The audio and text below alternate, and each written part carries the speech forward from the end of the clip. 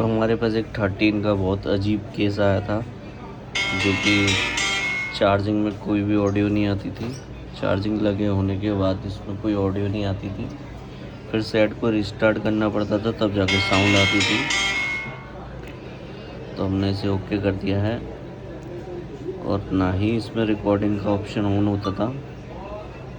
तो हमने इसे सही किया है, और इसमें फास्ट चार्जिंग का भी कोई वो नहीं होता था। फास्ट चार्जिंग भी नहीं होती थी, 0.6 पे ही रहता था।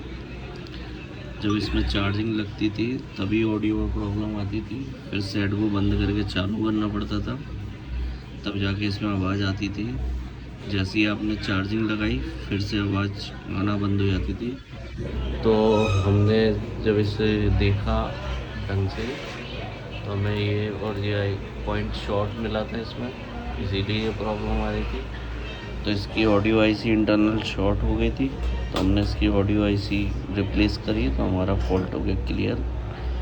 तो ऐसा किसी को भी काम कराना है आईफोन का तो हमारी शॉप पर आके विज़िट करें, आगरा शाह मार्केट, कैलाश प्लाजा।